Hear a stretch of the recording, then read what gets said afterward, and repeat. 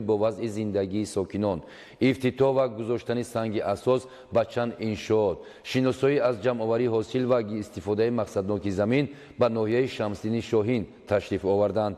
پرزیدنت جمهوری تاجیکستان محترم امامعلی رحمان در ناحیه شمس‌الدین شاهین میدان نشان دولتی را با برداشتن پرده از روی لوحه مورد بهره برداری قرار دادند. گزارش ظاهر عالمی و اهل‌دین کریم.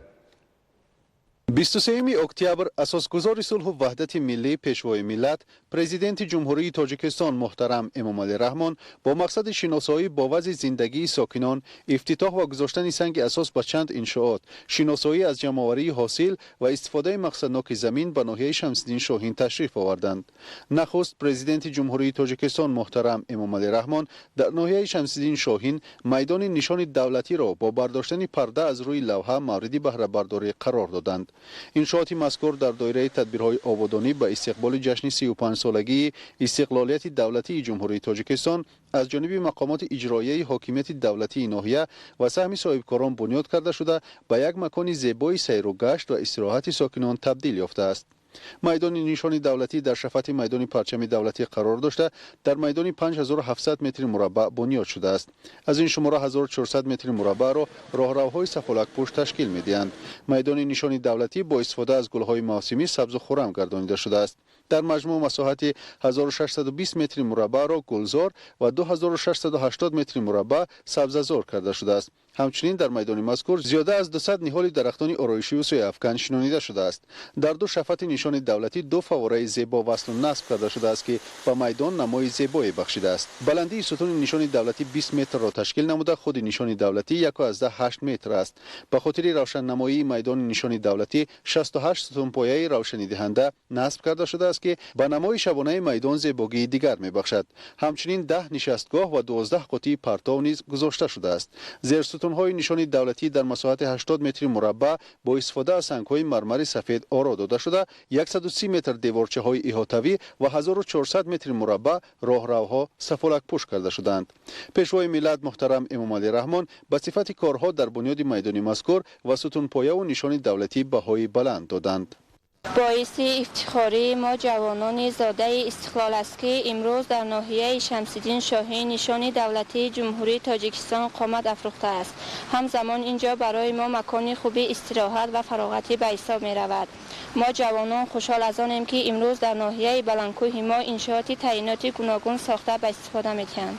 ما جوانان این وطن سازنده ایم، دوستدار دولت پاینده ایم. شکر استقلال و وحدت، شکر صلح، شکر حق با لب پرخنده ایم.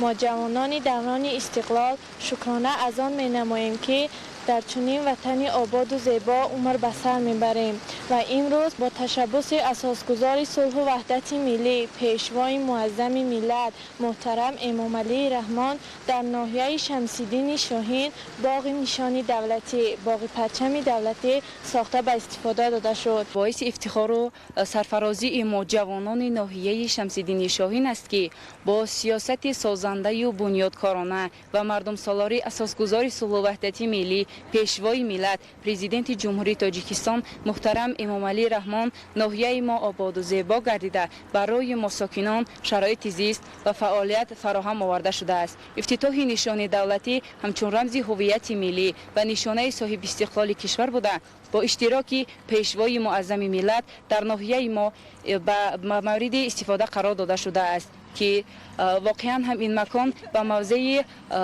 سیر و گشت و استراحت ما جوانان تبدیل یافته است. ما جوانان ناحیه شمس‌الدین شاهین از توجه و دستگیری های پیشوای محبوب ملت اظهار سپاس و منتداری بیان می نماییم.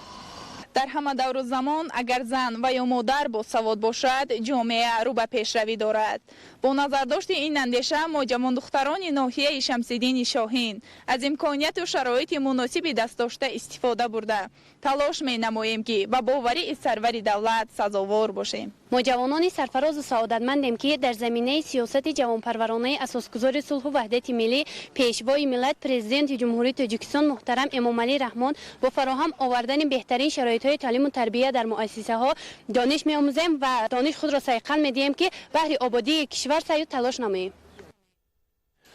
асосгузори сулҳу ваҳдати миллӣ пешвои миллат президенти ҷумҳурии тоҷикистон муҳтарам эмомалӣ раҳмон дар шафати майдони нишони давлатӣ ба сохтмони маҷмӯаи модару кӯдак ки дар он беморхонаи марказии ноҳия бо 66 кат ва маркази саломатии ноҳиявӣ ҷойгир карда мешаванд санги асос гузоштанд. иншооти мазкур бо мақсади баландбардоштани сатҳи хизматрасонии тиббӣ ба аҳолӣ дар доираи тадбирҳои ободонию бунёдкорӣ ба истиқболи ҷашни 35-солагии истиқлолияти давлатии ҷумҳурии тоҷикистон бунёд карда мешавад. 23 октябр асосгузори сулҳу ваҳдати миллии пешвои миллат президенти ҷумҳурии тоҷикистон муҳтарам эмомалӣ раҳмон дар шафати майдони нишони давлатӣ ба сохтмони маҷмӯаи модару кӯдак ки дар он беморхонаи марказии ноҳия бо 66 кат ва маркази саломатии ноҳиявӣ ҷойгир карда мешаванд санги асос гузоштанд. иншооти мазкур бо мақсади баланд бардоштани сатҳи хизматрасонии тиббӣ ба аҳолӣ дар доираи тадбирҳои ободонию бунёдкорӣ ба истиқболи ҷашни 35-солагии истиқлолияти давлатии ҷумҳурии тоҷикистон бунёд карда мешавад.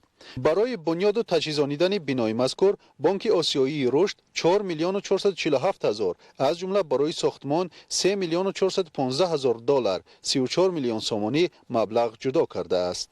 пудратчии лоиҳа ҷамъияти дорои масъулияти маҳдуди иқлими соф буда иншооти тиббӣ аз 3 бахш ҳар як кадомашон иборат аз 3 ошёна тарҳрезӣ карда шудааст.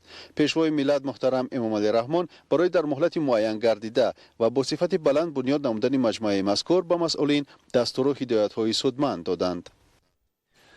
23 октябр асосгузори сулҳу ваҳдати миллӣ пешвои миллат президенти ҷумҳурии тоҷикистон муҳтарам эмомалӣ раҳмон дар доираи сафари корӣ ба шаҳру ноҳияҳои вилояти хатлон бо бардоштани парда аз болои лавҳа бинои нави маркази назорати давлатии санитарӣ ва эпидемиологӣ дар ноҳияи шамсиддини шоҳинро мавриди баҳрабардорӣ қарор доданд.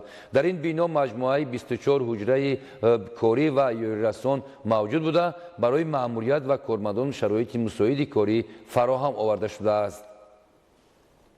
23 октябри соли 2022 асосгузори сулҳу ваҳдати миллии пешвои миллат президенти ҷумҳурии тоҷикистон муҳтарам эмомалӣ раҳмон дар доираи сафари корӣ ба шаҳру ноҳияҳои вилояти хатлон бо бардоштани парда аз болои лавҳа бинои нави маркази назорати давлатии санитарию эпидемиологӣ дар ноҳияи шамсиддини шоҳинро мавриди баҳрабардорӣ қарор доданд. бинои хуштарҳу замонавии марказ аз ҷониби ҳукумати ҷумҳурии тоҷикистон, вазорати тандурустӣ ва ҳифзи иҷтимоии аҳолӣ ва пудратчии ҷамъияти дорои масъулияти маҳдуди ҷовидон 2010 шаҳри кӯло бунёд ва бо таҷҳизоти корӣ ҷиҳозонида шудааст. дар ин бино маҷмӯан 24 ҳуҷраи корӣ ва ёрирасон мавҷуд буда барои маъмурият ва кормандон шароити мусоиди корӣ фароҳам оварда шудааст. бинои нави маркази назорати давлатии санитарӣ ва эпидемиологӣ дар ноҳияи шамсиддини шоҳин бо шабакаи гармидиҳии мутамаркази дохилӣ васл карда шуда ҳамчунин системаи коризияш низ дохилӣ аст. дар ошёнаи якуми бинои мазкур озмоишгоҳҳои бактериологӣ ва химиявӣ мавҷуданд ки бо истифода аз дастгоҳҳои заррабин, дастгоҳи мушаххаскунандаи миқдори нитрат дар маҳсулоти полизӣ, дастгоҳи махсус барои рушди бактерияҳо ва ҷевони тамизгардонӣ ба воситаи ҳавои хушк, фаъолнокии маводҳои безараргардонӣ, муайян намудани равшании дохили биноҳо, муайян намудани миқдори нитрат дар полизиҳо, муайян намудани барангезандаҳои бемориҳои сироятӣ аз қабили домана, исҳоли хунин, бемориҳои шадиди меъдаи рӯда, таркиби шири модар, буғумдард ва ғайра мушаххас карда мешавад. имрӯз бо иштироки асосгузори сулҳу ваҳдати миллӣ пешвои муаззами миллат президенти ҷумҳурии тоҷикистон муҳтарам эмомалӣ раҳмон бинои маркази назорати давлатии санитарии эпидемиологии ноҳияи шамсиддини шоҳин ба истифода дода шуд. бино аз 2 ошона иборат мебошад. дар ин бино шароити кори мусоид фароҳам оварда шудааст. кормандони мо метавонанд бе маъмуният дар инҷо кору фаъолият намонанд. миннатдории худро ба асосгузори сулҳу ваҳдати миллӣ пешвои муаззами миллат президенти ҷумҳурии тоҷикистон расонида ҳастам. бо мавриди баҳрабардорӣ қарор гирифтани бинои мазкур барои сокинони ноҳия имкон фароҳам гардид ки минбаъд барои мушаххассозии бемориҳо ба маркази вилоят нарафта дар ҳамин ҷо аз ташхиси бемориҳои сироятӣ гузашта маслиҳати табибонро барои табобати саривақтии беморӣ дарёфт намоянд. пешвои миллат муҳтарам эмомалӣ раҳмон зимни шиносоӣ аз шароити марказ аз пешниҳоди сатҳи баланди хизматрасонӣ ки тавассути дастгоҳу таҷҳизоти муосир амалӣ карда мешаванд изҳори қаноатмандӣ намуда ҷиҳати боз ҳам беҳтар ба роҳ мондани кору хизматрасонӣ ба масъулин ҳидоятҳо доданд. дар навбати худ кормандони маркази назорати давлатии санитарию эпидемиологӣ дар ноҳияи шамсиддини шоҳин изҳори миннатдории худро ба пешвои миллат ҷиҳати фароҳам овардани чунин шароити мусоиди корӣ баён намуда ваъда доданд ки хизматрасонии сатҳи баландро ба сокинон пешниҳод менамоянд. асосгузори сулҳу ваҳдати миллӣ пешвои миллат президенти ҷумҳурии тоҷикистон муҳтарам эмомалӣ раҳмон дар идомаи сафари корӣ дар ноҳияи шамсидини шоҳин бинои кумитаи идораи заминро ифтитоҳ намуда бо шароити кории он шинос шуданд. аз рӯи тарҳ дар ошёнаи якуми бино ҳуҷраҳои корӣ барои кормандони идораи замин ва мутахассисони корхонаи ба қайдгирии молу мулки ғайриманқул бунёд гардидааст ва ҳамаи онҳо бо мизу курсӣ ва лавозимоти зарурии корӣ таъмин мебошанд. гузориши зоҳиршоҳи тағоимрод ва баҳодур қурбонзода. 23 октябр асосгузори сулҳу ваҳдати миллӣ пешвои миллат президенти ҷумҳурии тоҷикистон муҳтарам эмомалӣ раҳмон дар идомаи сафари корӣ дар ноҳияи шамсиддин шоҳин бинои кумитаи идораи заминро ифтитоҳ намуда бо шароити кории он шинос шуданд. бинои кумитаи идораи замини ноҳияи шамсиддин шоҳин дар доираи тадбирҳои ободонӣ ба ифтихори ҷашни 35-солагии истиқлолияти давлатии ҷумҳурии тоҷикистон бо тарҳи хеле зебо ва замонавӣ бунёд гардида аз 2 ошёна, 10 ҳуҷраи корӣ, маҷлисгоҳ бо 40 ҷойи нишаст ва дигар ҳуҷраҳои ёрирасон иборат мебошад. корҳои сохтмонӣ дар иншооти мазкур соли 2021 оғоз гардида дар он 20 нафар сокини маҳаллӣ бо ҷойи кор ва маоши хуб таъмин гардиданд. пешвои миллат муҳтарам эмомалӣ раҳмон зимни шиносоӣ аз шароити фароҳамгардидаи иншооти навтаъсис ва таъмини дастгоҳу таҷҳизоти зарурӣ дар он ба корҳои сохтмонӣ баҳои баланд дода масъулону кормандони соҳаро барои анҷоми хизматрасониҳои босифату сатҳи баланд вазифадор намуданд. аз рӯи тарҳ дар ошёнаи якуми бино ҳуҷраҳои корӣ барои кормандони идораи замин ва мутахассисони корхонаи ба қайдгирии молу мулки ғайриманқул бунёд гардидааст ки ҳамаи онҳо бо мизу курсӣ ва лавозимоти зарурии корӣ таъмин мебошанд. қаблан кормандони кумитаи идораи замини ноҳияи шамсиддин шоҳин бо сабаби набудани бинои алоҳидаи корӣ фаъолиятро дар иншооти кӯҳна идома медоданд. акнун бо анҷоми тадбирҳои ободонӣ мушкилоти мавҷуда роҳи ҳалли худро пайдо намуд ва шароити хуби корӣ барои мутахассисон муҳайё карда шуд. зери сиёсати пешгирифтаи асосгузори сулҳу ваҳдати миллӣ пешвои миллат президенти ҷумҳурии тоҷикистон муҳтарам эмомалӣ раҳмон имрӯз мо кормандони соҳаи заминсозӣ ифтихор аз он дорем ки як бинои замонавӣ барои пешрафти соҳаи заминсозӣ аз тарафи пешвои муаззами миллат мавриди истифода қарор гирифт. миннатдории худро ба пешвои муаззами миллат ба ҳукумати ҷумҳурии тоҷикистон барои дастгирии соҳаи заминсозӣ ва омода кардани чунин шароитҳои замонавӣ барои мутахассисони соҳаи заминсозӣ дар ноҳияи шамсиддин шоҳин баён менамоем. мо ваъда медиҳем ки дар якҷоягӣ бо мутахассисони кумитаи идораи замин ва корхонаи ба қайдгирии молу мулки ғайриманқул дар оянда барои ободии ноҳия ҳиссагузор бошем. дар шафати бино ҷиҳати истифодаи самараноки заминҳои назди корхона дар масоҳати 0 аз 100 8 гектар боғи интенсивӣ бунёд карда шудааст. дар боғи мазкур 220 бех ниҳоли дарахти себи навъи гала дар асоси тавсияи олимони соҳа шинонида шудааст. дар доираи корҳои ободонӣ саҳни бино бо гулҳои рангоранги мавсимӣ, дарахтони ороишию сояафкан, нишастгоҳҳо ва чароғакҳои равшанидиҳанда зебову назаррабо гардонида шудааст. 23 октябр асосгузори сулҳу ваҳдати миллӣ пешвои миллат президенти ҷумҳурии тоҷикистон муҳтарам эмомалӣ раҳмон дар деҳоти шурободи ноҳияи шамсиддини шоҳин бинои маркази таъминоти бехатарии озуқавориро мавриди истифода қарор доданд. бинои маркази таъминоти бехатарии озуқавории ноҳияи шамсиддини шоҳин 3 ошёна буда дар ошёнаи якум барои ташхиси маҳсулоти гӯштию ширӣ ва меваҷоту сабзавот озмоишгоҳ ва ҳуҷраҳои корӣ ташкил карда шудааст ки бо дастгоҳу таҷҳизоти замонавӣ таъмин мебошанд. 23 октябр асосгузори сулҳу ваҳдати миллӣ пешвои миллат президенти ҷумҳурии тоҷикистон муҳтарам эмомалӣ раҳмон дар деҳоти шуроободи ноҳияи шамсиддин шоҳин бинои маркази таъминоти бехатарии озуқавориро мавриди истифода қарор доданд. маркази таъминоти бехатарии озуқавории ноҳия бо дастгирӣ ва супоришҳои бевоситаи пешвои муаззами миллат муҳтарам эмомалӣ раҳмон ба истиқболи ҷашни пурифтихори миллӣ 35-солагии истиқлолияти давлатии ҷумҳурии тоҷикистон ҷиҳати ҳифзи солимии ҷомеа, таъмини бехатарии озуқаворӣ, рушди соҳаи чорводорӣ ва фароҳам сохтани шароити арзандаи корӣ ба кормандони соҳа бунёд ёфтааст.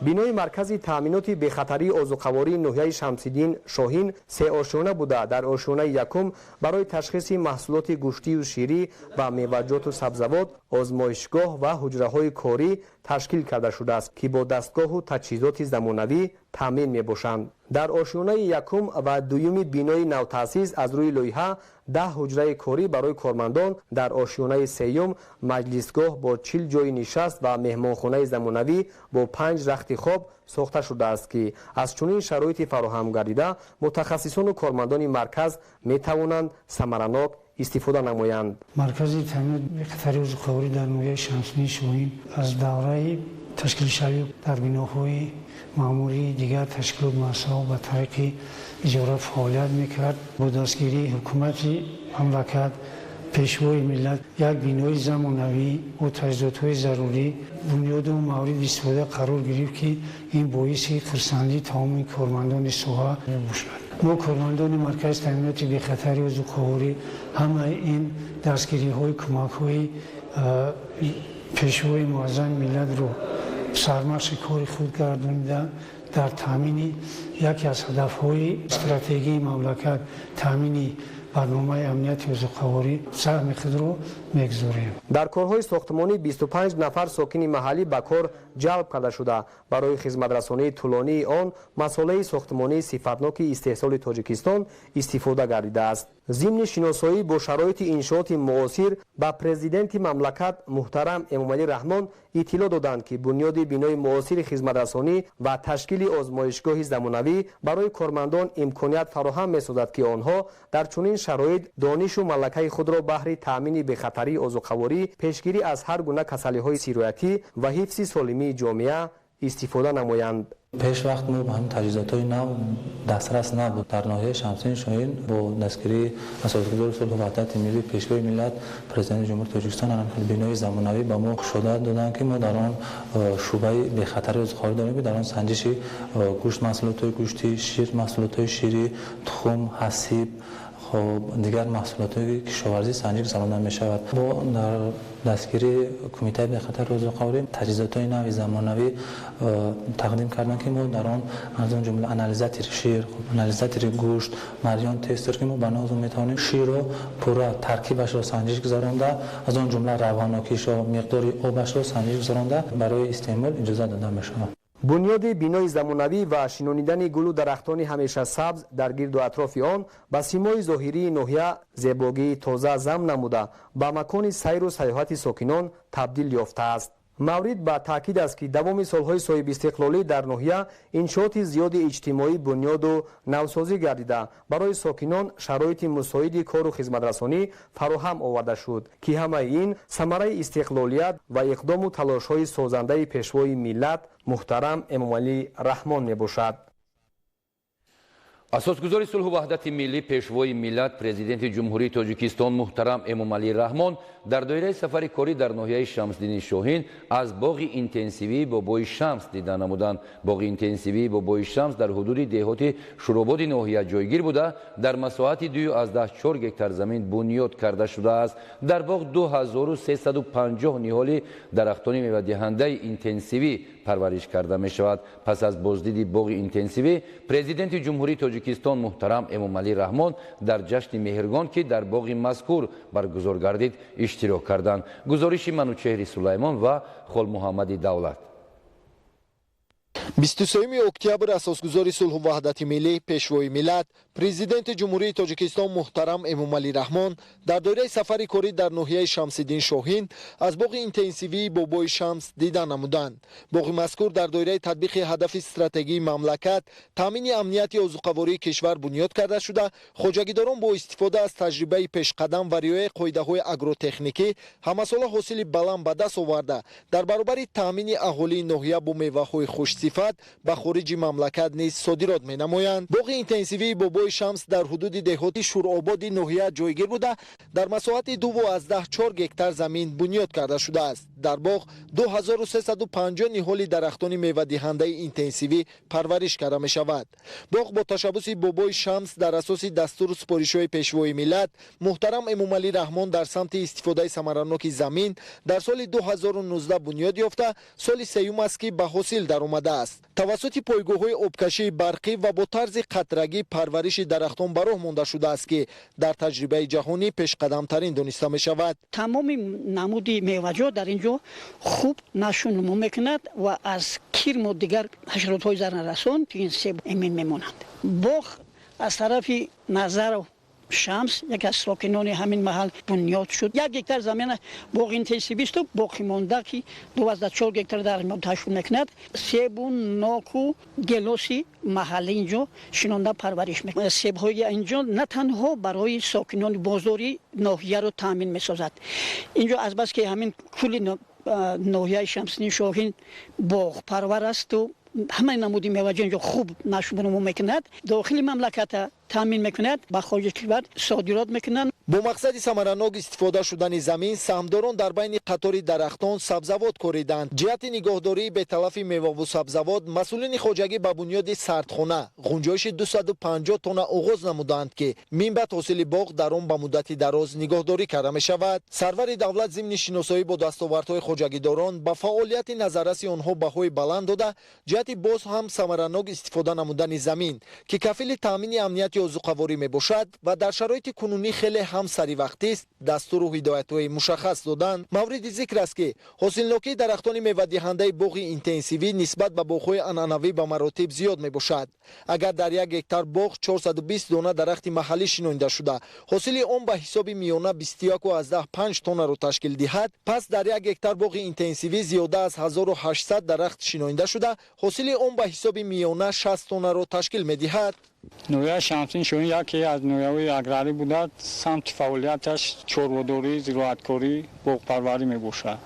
سال جاری کشاورزان نوحه در میدان 39 هکتار باغ نو بنیاد کردند. در مجموع در نوحه 3019 هکتار باغ موجود می‌باشد. از این شماره 8 هکتارش رو باغ اینتنسیوی تشکیل می‌دهد. باغ اینتنسیوی از باغ‌های محلی در آن فرق می‌کند که حاصلناکی باغ اینتنسیوی از باغ محلی دو چند سه چند زیاد می باشد و در آینده میدان باغ اینتنسیوی زیاد کرده می شود. کشاورزان نوحه برای ثمرناک استفاده بردن هر یک قطعه زمین در بین قطارهای باغ کشت سبزوات، پولزی و دیگر نمودی سبزوات گذرانیده می شود. شمسدین شاهین ناحیه کوهسار بوده، اقلیم آن برای پرورش بهترین نوهای سیب مساعد می باشد. دوام 9 ماه سال 2022 از ناحیه شمسدین شاهین به خارج کشور 350 تن محصولات کشاورزی از جمله 300 تن خشک میوه صادرات کرده شده است. در همه شکل‌های خواجگی‌داری ناحیه حجم عمومی استحصال محصولات کشاورزی به 316 میلیون و 392 هزار سامانه برابر گردید که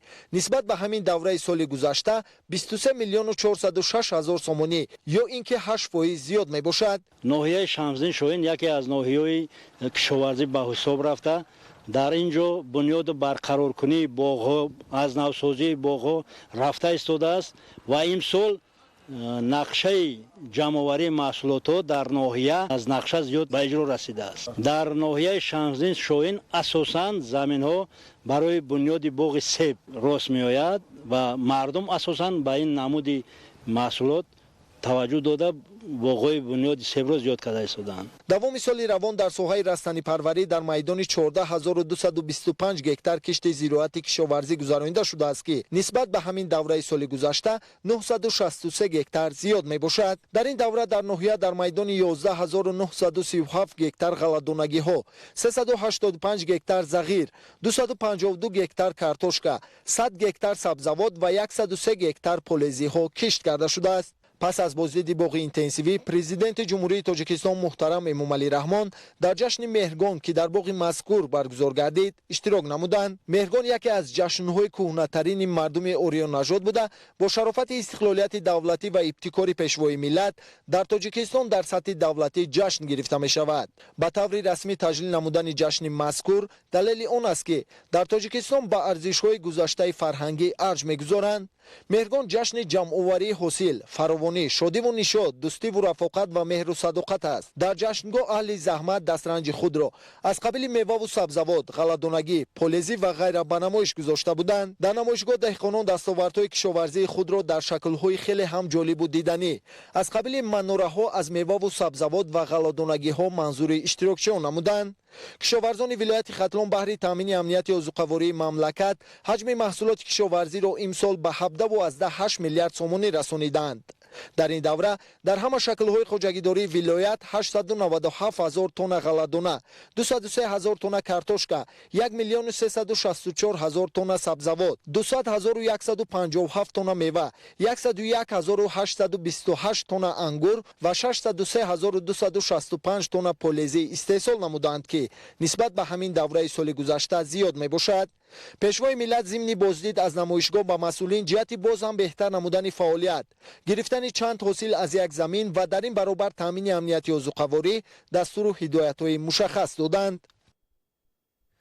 23 октябр асосгузори сулҳу ваҳдати миллӣ пешвои миллат президенти ҷумҳурии тоҷикистон муҳтарам эмомалӣ раҳмон дар роҳи байналмилалии кӯлоб шамсиддини шоҳин пули мошингузарро мавриди истифода қарор доданд. мувофиқи маълумоти сохтмончиён дарозии пул 140 ва паҳнояш 10 метр буда иқтидори борбардории он 100 тонна мебошад. сарвари давлат муҳтарам эмомалӣ раҳмон аснои боздид аз иншоот ба кори сохтмончиёну роҳсозон баҳои баланд доданд. гузориши худоёри валӣ ва фарҳоди 23 октябр асосгузори сулҳу ваҳдати миллӣ пешвои миллат президенти ҷумҳурии тоҷикистон муҳтарам эмомалӣ раҳмон дар роҳи байналмилалии кӯлоб шамсиддини шоҳин пули мошингузарро мавриди истифода қарор доданд.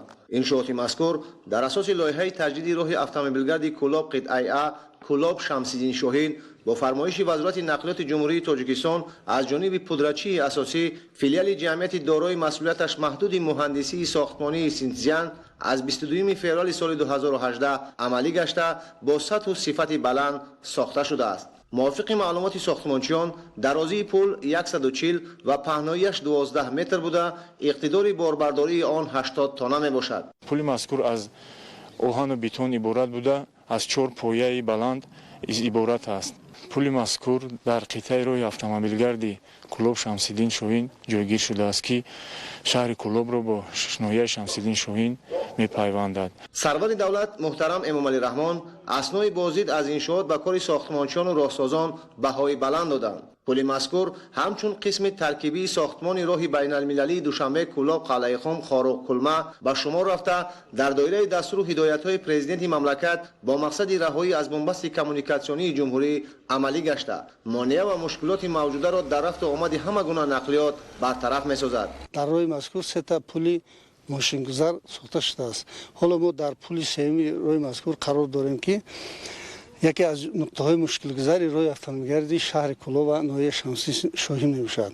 дар ҳақиқат пештар чӣ хеле ки шумо мебинед аз тарафи чап роҳи мошингузар истодааст ки хусусан дар давраи фасли сармои зимистон бениҳоят мушкилиҳои зиёдро эҷод мекард.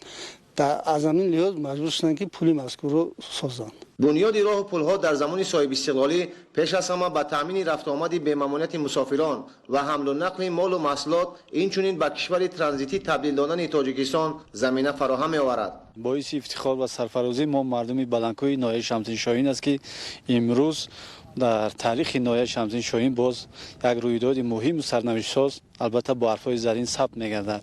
ин ҳам бошад зери сиёсати бунёдкоранаву созандаи асосгузори сулҳу ваҳдати миллӣ пешвои миллат президенти ҷумҳурии тоҷикистон муҳтарам эмомалӣ раҳмон қитъаи роҳи аҳамияти байналмилалӣ доштаи шамсиддини шоҳин кӯлоб ва дарвоз шуробод албатта мавриди истифодабарӣ қарор дода шуд. дар қиёс ба солҳои гузашта имрӯз бибинед ки мо дар як фурсати хеле ҳам кӯтоҳ чӣ аз ҷиҳати сарфаи маблағ ва чӣ аз ҷиҳати сарфаи вақт мо дар давоми 30 дақиқа метавонем ба ноҳияҳои минтақаи кӯлоб бахусус шаҳри кӯлоб рафтуи худро баромонем. аз дил ба дил раҳест гуфтанд.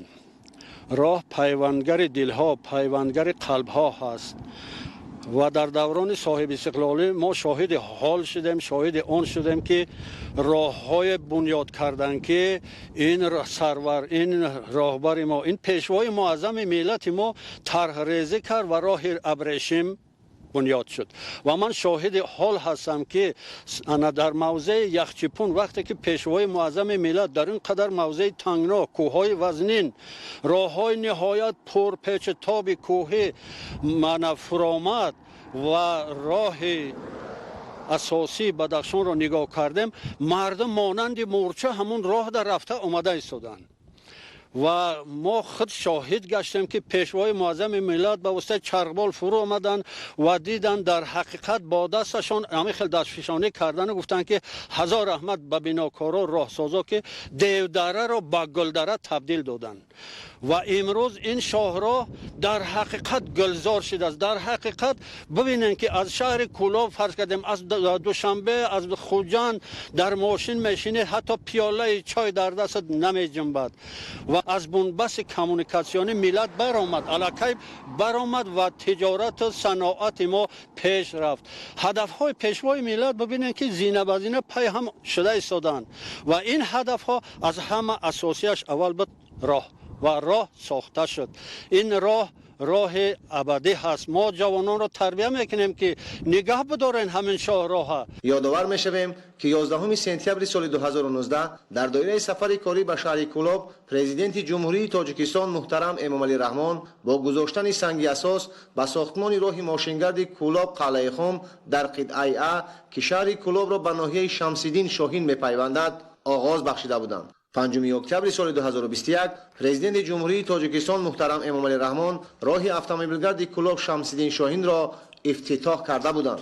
راه اتومبیلگرد کولاب شمس‌الدین شاهین در جنوب جمهوری تاجیکستان جایگیر بوده پایتخت مملکت شهر دوشنبه را با شهر کولاب، ناحیه‌های مومن‌آباد و شمس‌الدین شاهین نزدیک ساخته یکی از دروازه‌های اساسی برای پیوست نمودن جمهوری تاجیکستان با جمهوری مردمی چین توسط ولایت مختار کوهستانی بدخشان میباشد. در این شاهراه 3 پل موجود بوده، 2 عدد آن نوسازی و پل نو در کیلومتر 23 راه در یک موضع بر اثر آفت طبیعی خراب گردیده بنیاد شده است. تا امروز رفت آمد واسطه‌های نقلیات با راه موقتی صورت می‌گرفت که آن خراجات علاوگی و وقت زیاد را طلب می‌نمود. بخصوص در موسم تیرماه و زمستان در این قطعه را حرکت همه گونه واسطه نقلیات مشکل بود. ما زادگان بدخشان هر ساله همین راه قطعه می‌بینیم، راه‌ها همه جزیر بودند. رفت آمد ما مشکل بود. شکرانه حضور همه راه سوز وقت کم مصرف میشه، راه به درجه اولی ما منت داریم. پیش وقت ما یک سوتکه میرفتیم، ما 12 ساعت میرسیم. ما چندین سال در این راه رو میرفتیم، شو عذاب داشتیم. ما 2 ساعت بعد داشتیم میرفتیم، ما 1 ساعت 20 دقیقه در درون خونه میگیریم. بهترین شدگی است. ما رحمت به جانب مردم میگیم که به حد غم خودی با ما کده است، رای بگیم خوبتر تیور کس ما در این میریم آزاد یعنی کمبودی نیست مودا. هنگام ساختمان پل از طرف متخصصان راهساز قبرهای آبگذر وصل کرده شده. کارها در سمت بنیاد تکیه دیوارهای آهن و بتونی، منفرش‌کنی قبط‌های علاهیده را با صفت بلند به انجام رسانیده شده است. معیارها و قاعده‌های ساختمانی را به درجه 3 تکنیکی داخل گردیده از 2 خط حرکت عبارت بوده. پهنایی آن به 12 متر برابر میباشد و پهنایی قسمت راه ماشینگرد باشد 7 متر را تشکیل میدهد. از 2 طرفی آن کناره‌های راه به 2 از 5 متر برابر بوده. این چنین موافق معیارهای ساختمانی از کیلومتر 6 تا به کیلومتر 21 با نظرداشت نشیبی طولانی راه و تامین حرکت بخطری نقلیات 3 خط حرکت به نظر گرفته شده است. در حدود شهر کولاب پهنایی را به 21 متر برابر می‌گردد. برای تامین بخطری در راه باشد کارهای ساختمانی، دیوارهای محافظتی، پیاده‌راه‌ها، روشن‌نمایی منطقه‌های اهالینشین، ساختمان کنارسنگ‌ها، نصب علامت‌های راه جوابگو به استانداردهای پذیرفته شده جهانی به انجام رسانیده شد. در شهرهای کولاب شوراباد قرار داریم، مکانی که 3 سال پیش بسیار راه‌های ولنگار رو خطهای آبپرتای ناتیار داشت و هنگام باریدن بارشات در این موضع نه سواره رفته میتوانست و نه پیاده و بارشات‌های بهاری به بسیار خسارات‌ها آورده میرساند. شکر زمان استقلال، شکر جسارت و متانت سازنده پیشوای معظم ملت که در این مکانی که ما قرار داریم شاهراه ساخته شده است با تمام قسمت‌های کمونیکاسیونیش که جوابگوی طلبات‌ها و معیارهای جهانی میباشد. اصلا ساختن راه پیدا نمودن راه به دلها است و این اصالت جوانمردانه و سازندگی پیشوای معظم ملت است که جستجوی راه به دلها بود و به این وسیله دو قسمت جمهوری تاجیکستان منطقه کولاب را با بدخشان پیوست و همزمان راه هست که پیوندگر جمهوری تاجیکستان با خارج با قسمت چین و وسیله است برآمدن به راههای آبی. این راه در پیشرفت و رشد منطقه و عموما تاجیکستان عزیز ما بسیار کمک میرساند و یکدلی و یک پارچگی جمهوری تاجیکستان را تامین می با همگان معلوم است که یکی از هدف‌های مهم استراتژی ملی این برآمدن از بنبست کمونیکاسیونی می باشد. همین شهرهای بین المللی به حساب می رود. همه کهنه و ولنگار شده بود. ماشین‌ها رفت و آمد ماشین‌ها مشکل بود و مسافران به جای درکاری سری وقت نمی رسیدند. همه این با هدف‌های سازنده پیشوای معظم ملت محترم امامعلی رحمان آباد و زیبا گردیدند. ما میناداری خیش را از نام ساکنان اهل جماعت دیاد بلخابی و اساسگزار صلح و وحدت ملی رساندنیم. در ساختمان از نوسازی راه و پل مذکور بیش از 90% کارگران محلی به کار تامین گردیدند. همچنین در شفت راه دیگر انفراستراکچور ضروری از جمله خانه مادر و کودک، ایستگاه‌ها بنیاد یافته است. شاهراه اتومبیلگرد کولاب قلعه خم قطعه ا کولاب شمس‌دین شاهین در واقع به یکی از راه‌های معاصر جوابگو به طلبات جهانی موافق کنانیده شده است. با نتیجه‌گیری از بنیادکاری‌ها می‌توان گفت که سیاست راهسازی رهبریت عالی مملکت مرحله به مرحله ثمر می‌آورد و در این سمت قدم‌های استوار و قطعی گذاشته شده است. تنها دوام سالهای اخیر با تلاش‌های خسته‌ناپذیر راهبر دولت در 6 مرحله تجدید راه ماشینگرد کولاب قلعه خم با صفت بلند انجام داده شد. در نتیجه زیاده از 170 کیلومتر مسیر ماشینگرد در این سمت حرکت به استانداردهای جهانی راهسازی مطابق گردانیده شده است. در عموم از نوسازی بیشتر از 58 کیلومتر همین قطعه توسط مرکز تطبیق لایحه تجدید راه اتومبیلگرد دوشنبه چناق با جلب شریکان رشد سامان داده شده است. در این مسیر که مسافه عمومی آن 32 کیلومتر را تشکیل می‌دهد، برای تامین بی‌خطری واسطه‌های نقلیات و پیاده‌گردان 1302 علامت راه نصب گردیده در مسافه 22 کیلومتری آن کارهای چراغانکنی انجام داده شده است که شبانگاه این مسیر را زیبا و نظرروا گردانیده است. بخصوص در قسمت‌های اهالینشین دهات ناحیه شمس‌دین شاهین، 3 دهه جماعت دهات بلخابی ناحیه مومن‌آباد و محله ولیزاده شهر کولاب شامگاهان امکانیت خوب برای گشت و گذار ساکنان فراهم گردیده است.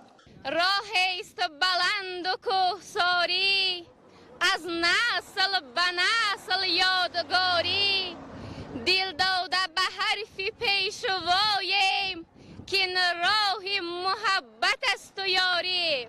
با تشبث پرزیدنت جمهوری تاجیکستان محترم امامعلی رحمان، شاهراه کولاب ناحیه شمس‌دین شاهین و ناحیه شمس‌دین شاهین درواز به استفاده داده شده است. امروز ما جوانان خوشحال از این هستیم که دولت صاحب استقلال و دموکراسی زندگی میکنیم و عمر به سر میبریم. بنیاد و به استفاده دادن پل ماشینگذار در برابر از شرایط زمانوی و بی‌خطر برابر شدن رانندگان و مسافران برای حرکت همزمان به 2 کیلومتر راه کوتاه شدن مسافه را باعث گردید. تجدید این را با تشبث و تلاش‌های سازنده پرزیدنت مملکت محترم امامعلی رحمان عملی گردیده، همه روزه طریق آن رانندگان و مسافران و سیاحان زیاد سفر میکنند. همزمان توسط همین را صادرات و واردات مال و محصولات صورت میگیرد. بنیادی راه اهمیت بزرگ اقتصادی و اجتماعی داشته در بهتر گردیدن سطح زندگی اهالی و رشد اقتصادیات مملکت زمینه استوار میگذارد.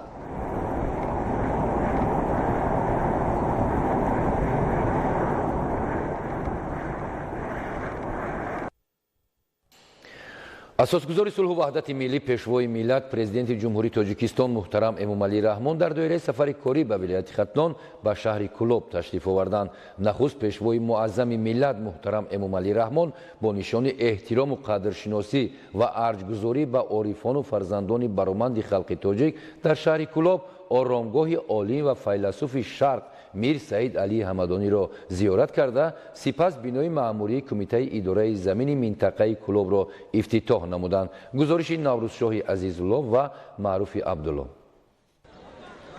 23 октябри соли 2022 асосгузори сулҳу ваҳдати миллӣ, пешвои миллат, президенти ҷумҳурии Тоҷикистон муҳтарам Эмомалӣ Раҳмон дар доираи сафари корӣ ба вилояти Хатлон бо нишони эҳтирому қадршиносӣ ва арҷгузорӣ ба орифону фарзандони бароманди халқи тоҷик, оромгоҳи олим ва файласуфи шарқ Мир Саид Али Ҳамадониро зиёрат карда, барои бақои давлату миллат, осудагии мардуми мамлакат, ободии ватан ва пойдории сулҳу суботи сарзамин дуову фотиҳаи нек намуданд.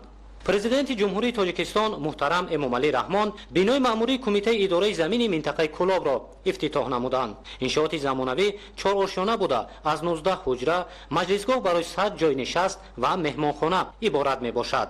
корҳои сохтмонӣ дар иншоот соли 2020 оғоз гардида буд ва бо сифати баланд ба анҷом расонида шудааст. дар иншооти замонавӣ барои пешбурди фаъолияти хизматӣ ба кормандони кумитаи идораи замини минтақаи Кӯлоб, кумитаи идораи замини шаҳри Кӯлоб ва корхонаи давлатии фаръӣ ба қайдгирии молу мулки ғайриманқули шаҳри Кӯлоб шароити замонавӣ фароҳам гардидааст.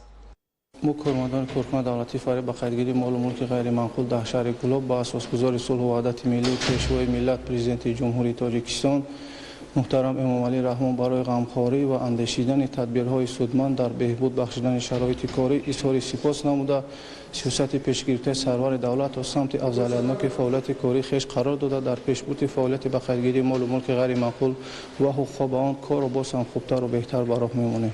бинои хуштарҳу муосир дар доираи иҷрои дастуру супоришҳои сарвари давлат бахшида ба ҷашни 35-солагии истиқлолияти давлатии ҷумҳурии Тоҷикистон аз тарафи кумитаи идораи замин ва геодезии ҷумҳурии Тоҷикистон сохта шудааст. сарвари давлат муҳтарам Эмомалӣ Раҳмон ба кормандону мутахассисони соҳа супориш доданд ки дар заминаи шароити фароҳамшуда хизматрасониро ба мардум дар сатҳи баланд таъмин намоянд.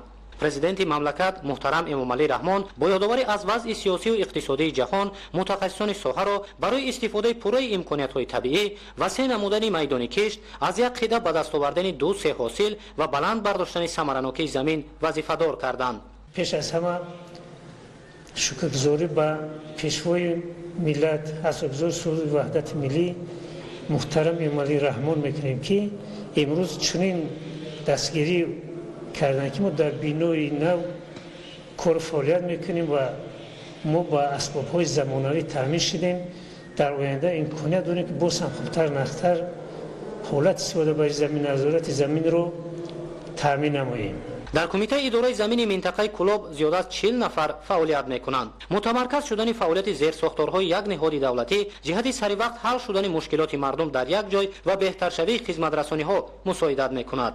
ҳудуди маъмурии кумитаи идораи замини минтақаи Кӯлоб 26 сотих буда дар саҳни бино ниҳоли дарахтони ороишӣ ва гулу бутаҳо шинонида шудааст. дар хиёбони исмоили сомони шаҳри Кӯлоб асосгузори сулҳу ваҳдати миллӣ, пешвои миллат, президенти ҷумҳурии Тоҷикистон муҳтарам Эмомалӣ Раҳмон ба фаъолияти бинои бахши муассисаи давлатии ташаккул ва рушди соҳибкории Тоҷикистон дар шаҳри Кӯлоб оғоз бахшиданд. бино дорои 16 ҳуҷраи корӣ, маҷлисгоҳ, 2 синфхонаи компютерӣ, ҳуҷраи дузандагӣ, кошонаи ҳусн барои духтарон ва писарон мебошад.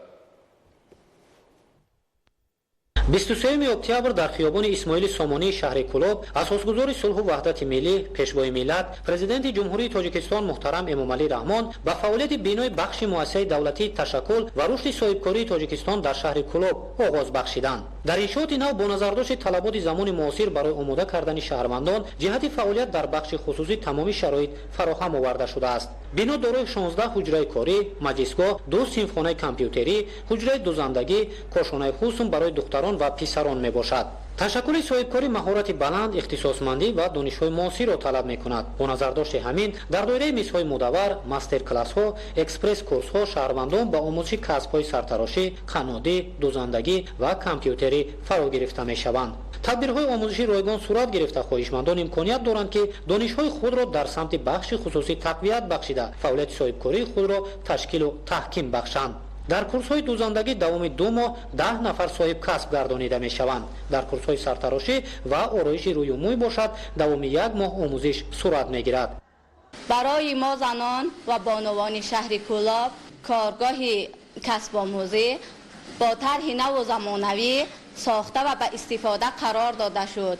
امید داریم که با گشوده شدن این کارخانه دختران و بانوان صاحب کسب می شوند. میnnتداری صمیمی خویش را به اساسگزار صلح و وحدت ملی پیشوای ملت محترم جناب عالی می رسانم. ما جوان دختران خوشحال از آن هستیم که برای ما کورس های کسب آموزی را از جمله کاشانه حسن را فراهم آوردند که ما توانیم فعالیت صاحبکاری خود را در محلمان ادامه دهیم، زیرا این برای جوان دختران خانه نشین و زنان امکانیت خوب فراهم می آورد. در تاجیکستان برای تطبیق غایه‌های صاحبکاری امکانیت زیاد است و با آموزش فرا گرفتن شهروندان از شهر و ناحیه‌های منطقه کلاب می تواند برای افزون شدن موفقیت جهت عملی گردانیدن نقشه‌های نمایندگان بخش خصوصی مساعدت نماید. پرزیدنت جمهوری تاجیکستان محترم امامعلی رحمان با یادآوری از سهم بخش خصوصی در رشد اقتصادی ملی، مسئولین را برای استفاده پوره امکانیت فراهم شده و آماده کردن شهروندان جهت فعالیت در بخش خصوصی وظیفه‌دار کردند. گذراندن اصلاحات، پیشنهاد امتیازهای اندازی و گمرکی و دیگر دستگیری‌های حکومت مملکت برای مهیا گشتن شرایط مساعد جهت مشغول شدن با فعالیت صاحبکاری مساعدت نموده است. اکنون ضرور است که نمایندگان بخش خصوصی برای جلب سرمایه و رونق بخشیدن کار در بخش خصوصی با تکمیل اختصاص در چنین مرکزها فعالیت صاحبکاری را مطابق با طلبات بین المللی تأمین کنند. ما جوانان زاده دوران استقلالیت شکرانه از آن میکنیم که امروز زیر لوای صلح و وحدت ملی عمر به سر میبریم. با دستگیری به واسطه اساسگزار صلح و وحدت ملی پیشوای معظم ملت امامعلی رحمان بنای دو آشیانه مؤسسه دولتی تشکل و رشد صاحبکاری در شهر کلاب گشوده شد. وابسته به جلب جوانانی که به فعالیت صاحبکاری مشغول نیستند و شخصانی که به فعالیت صاحبکاری علاقه مشغول هستند، کورس‌های مخصوصی تیارشوی با آنها گذرانیده می شود و وابسته به این هم کورس‌های عملی، یعنی که در شکل عملی که آنها چگونه می‌گذرند و در عمل آنها نشان می‌دهند که چه کارها را در عمل اجرا نمودند. نوسازی بنای بخش مؤسسه دولتی تشکل و رشد صاحبکاری تاجیکستان در شهر کلاب ماه دکبر سال 2021 آغاز گردیده بود و با جلب سرمایه به صفت بلند به انجام رسانیده شده است. در زمینه دستگیری و توجه دائمی رهبر دولت در تاجیکستان جهت رشد صاحبکاری برای نمایندگان بخش خصوصی شرایط مساعد برای کار و فعالیت فراهم آورده می شود. نمای بیرونی بنا مطابق با طلبات معماری زمانوی آرا داده شده، صحن آن سفالت پوش کرده شده است.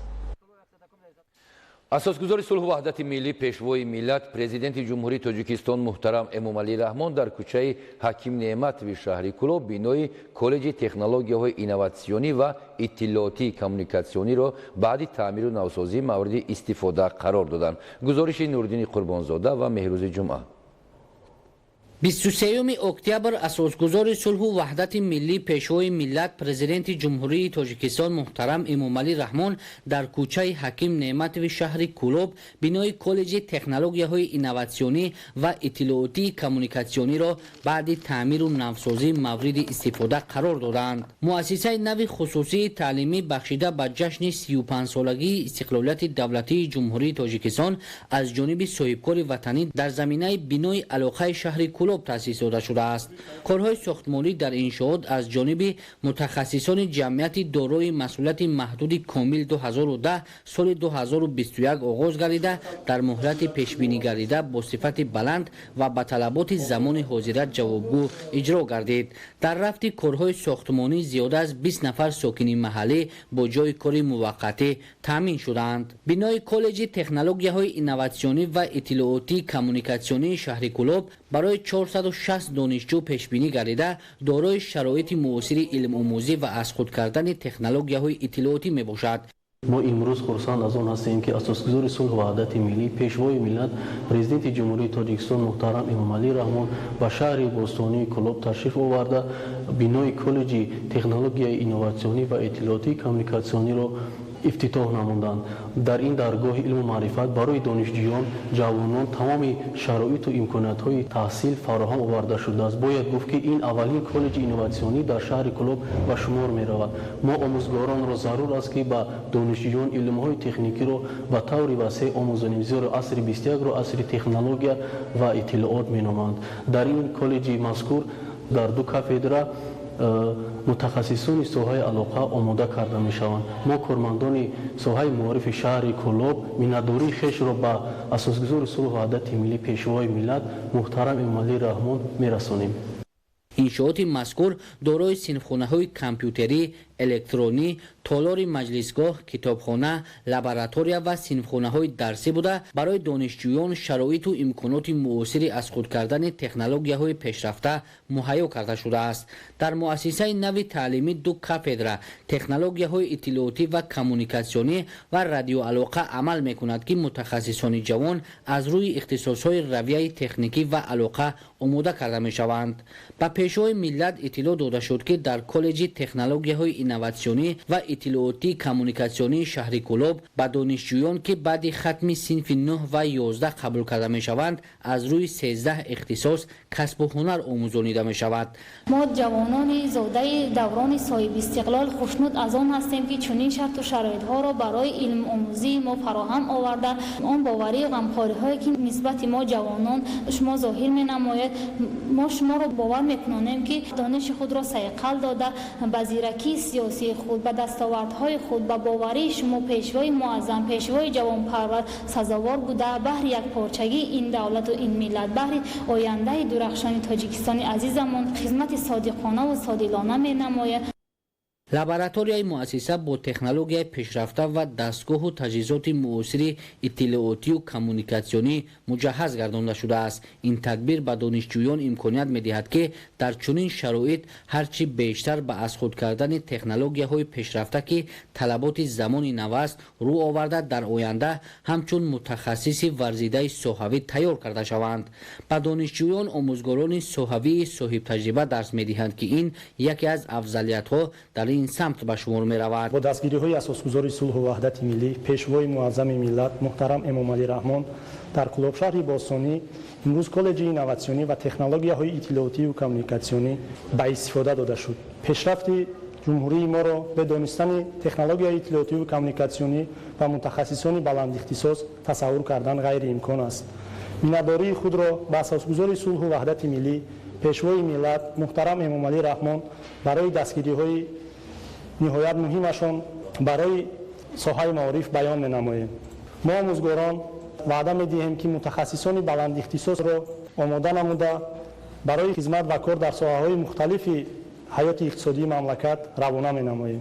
сол то сол дар натиҷаи рушди бесобиқаи технологияҳои иттилоотӣ дар ҷомеа талабот ба мутахассисони дорои дониши баланди техникӣ дошта дучанд мегардад. шароити феълӣ талаб менамояд ки дар ин самт бояд мутахассисони баландихтисос тайёр карда шуда рушди тамоми соҳаҳои ҳаёти ҷомеа таъмин гардад. пешвои миллат бо шароити дар коллеҷи технологияҳои инноватсионӣ ва иттилоотӣ коммуникатсионии шаҳри Кӯлоб фароҳам гардида шинос шуда бо омӯзгорону донишҷӯён суҳбати самимӣ анҷом доданд.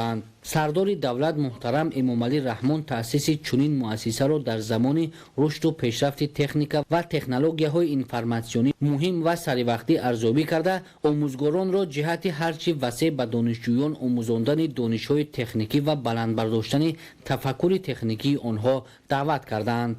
мавриди зикр аст ки коллеҷи технологияҳои инноватсионӣ ва иттилоотии коммуникатсионии шаҳри Кӯлоб дорои хобгоҳ мебошад.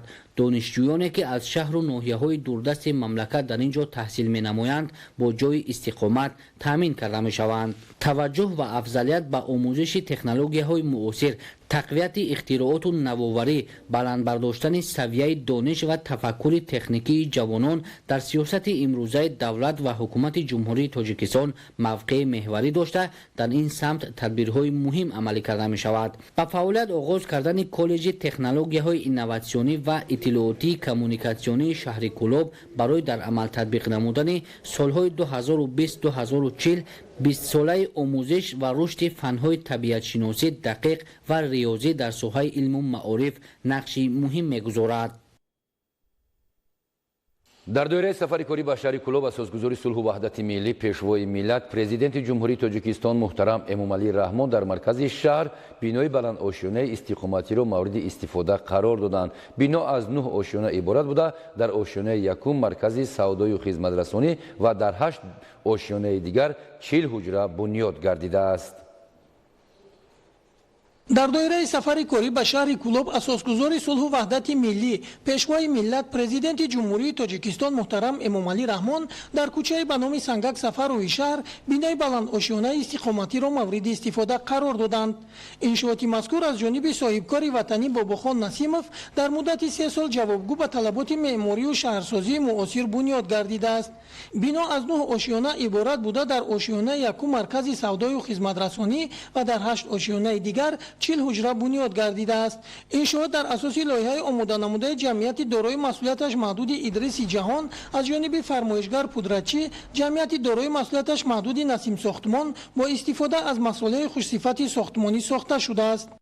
бо дастгирӣ аз сиёсати бунёдкоронаи пешвои миллат президенти ҷумҳурии Тоҷикистон муҳтарам Эмомалӣ Раҳмон мо соҳибкорон бо бунёди иншооти гуногун машғул гардидем. Дар ҳамин замина ширкати мо аз соли 2019 дар шаҳри Кулоб бо бунёди бинои баландошёнаи истиқоматӣ шурӯъ намуд, ки дар муддати 3 сол бо истифода аз масъолаи хушсифати сохтмони ватанӣ онро ба анҷом расонидем. Дар корҳои сохтмонӣ 20 нафар сохтмончиёни маҳаллӣ ба кор ҷалб гардида буданд. дар оянда низ дар корҳои ободонӣ бунёдкории ватани азизамон саҳми арзандаи худро мегузорем. вобаста ба талаботи замони муосир дар қисмати берунии бино таҷҳизоти каммасрафи равшанидиҳанда насб карда шудааст, ки шабонгоҳ бо рангҳои гуногун ба зебогии шаҳр ҳусни дигар зам мекунад. гирду атроф ва ҳавлии бино пурра сафолакпӯш гардида дар рафти корҳои сохтмонӣ беш аз 20 нафар сокинони маҳаллӣ бо ҷои кор ва маоши хуб таъмин шудаанд. бо мавриди истифода қарор гирифтани бино 40 оилаи дигар дар маркази шаҳр соҳиби манзили зист гардиданд. дар ошёнаи якуми бинои мазкур пешвои миллат муҳтарам Эмомалӣ Раҳмон бо 68 нафар ятими кул аз шаҳрҳои Кулоб, Норак ва ноҳияи Шамсиддини Шоҳин мулоқот намуданд. зимни мулоқот президенти мамлакат кӯдакону наврасони ятимро, ки пурра дар таъминоти давлату ҳукумат мебошанд, ба омӯзиши амиқи илму фан ва касбу кори гуногун ҳидоят намуданд. ман Шарипова Саида, хонандаи синфи 11-уми муассисаи таҳсилоти миёнаи умумии рақами 9 шаҳри Кулоб ба номи Комилҷон Файзуллоев ҳастам. сипосгузории худро ба асосгузори сулҳу ваҳдати миллӣ, пешвои муаззами миллат, президенти ҷумҳурии Тоҷикистон муҳтарам Эмомалӣ Раҳмон мерасонам. чун ҳаргоҳе қадами мубораки худро ба Кулоб шаҳри бостонӣ мегузоранд, аз ҳоли мо ятимон бохабар мешаванд, чунки падари ғамхори моанд ва барои мо ҳамаи шароитҳоро муҳайё карданд. ҷавобан ба ин ҳама ғамхориҳои падаронаи пешвои муаззами миллат ваъда медиҳам, ки баъди хатми муассиса ба донишгоҳи тиббӣ дохил шуда, баъди хатми он бошад дар ҷомеаи имрӯза кору фаъолият намуда, номбардори халқу ватани азизи худам мегардам. ман Рамачиёв Парвиз, хонандаи синфи 10-уми мактаби интернати ҷумҳуриявии кӯдакони ятим дар шаҳри Кулоб мебошам. ман аз номи худам ва аз номи тамоми ятимони кул, ки дар ин ҷо ҳузур доранд, миннатдории беандозаи худро ба асосгузори сулҳу ваҳдати миллӣ, пешвои миллат, муҳтарам президенти ҷумҳурии Тоҷикистон Эмомалӣ Раҳмон мерасонам, ки мо худро дар ҷомеа бекасу танҳо эҳсос наменамоем ва ҷавобан ба ҳама ин ғамхориҳои падаронаи шумо пешвои муаззами миллат, мо тарбиятгирандагон хуб таълим гирифта кӯшиш менамоем, ки барои рушду нумӯи кишвари азизамон саҳми босазоӣ гузорем. миннатдории худро аз номи худам ва аз номи кулли ятимони шаҳру минтақаи Кулоб ба шумо асосгузори сулҳу ваҳдати миллӣ, пешвои миллат, муҳтарам президенти ҷумҳурии Тоҷикистон Эмомалӣ Раҳмон мерасонем. ман хонандаи синфи 9-уми муассисаи таҳсилоти миёнаи умумӣ рақами 37 шаҳри Кулоб мебошам. фахр аз он менамоем, ки чунин сарвари ғамхору меҳрубон дорем ва бесаробонии худро ҳис наменамоем. ҳамон дарде, ки дармонаш намебинам ватандорист, ҳамон мушкил, ки осонаш намебинам ватандорист, ҳамон марде, ки аз тири аду дорад ҷароҳатҳо, вале чашмони гирёнаш намебинам ватандорист. барои кӯдакони ятиму бепарастор дастурхони пурнозу неъмат густурда шуда аз ҷониби сарвари давлат ба ҳар яки онҳо тӯҳфаҳо тақдим гардид.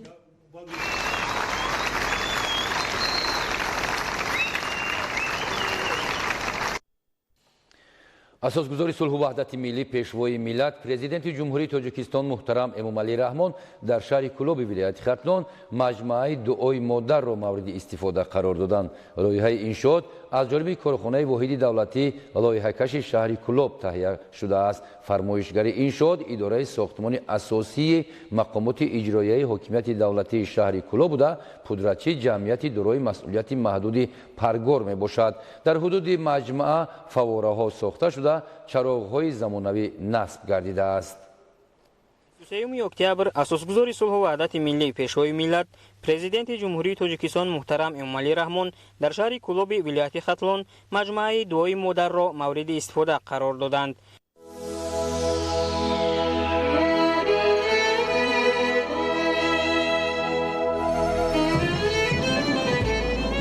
сари гаҳвора нохуфта будам, суруди алларо ширин сурудам, муаттар кардам аз гул ҷогаҳатро, сафед аз шири хуб кардам раҳатро. дуоят додам эй фарзанд умре, ки боши марди нерӯманд умре. дуои ман чу мақбули худо шуд, ҷигарбандам ба мардум пешво шуд. агарчи нашнавӣ дигар садоям, ҳамеша бо ту мебошад дуоям.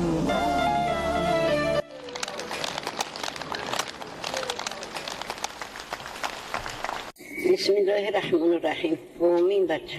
Kamoli unsiyoy davlatun, tani chahatun, talabi murodotun. İlahi ve kamali piri birasin bachcha man chay savtun kama. Adi sher khida kabatun bachcha. Khuda khadir o bartun shavadar saki jimonu bachandar. Adno doi Karbala bachcha.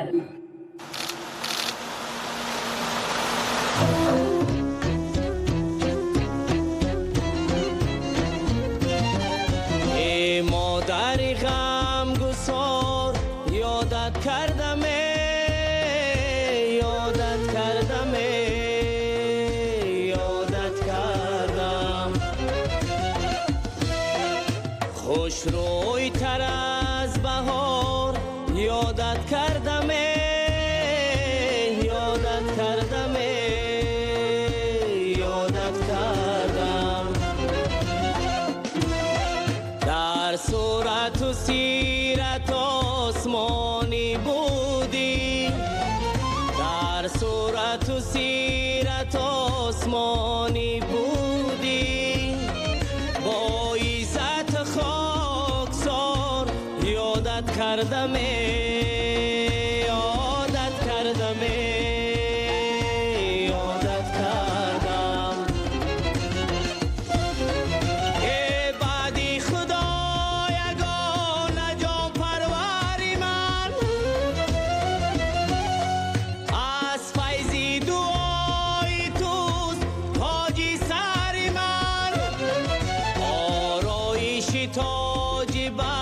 سرم بنهاده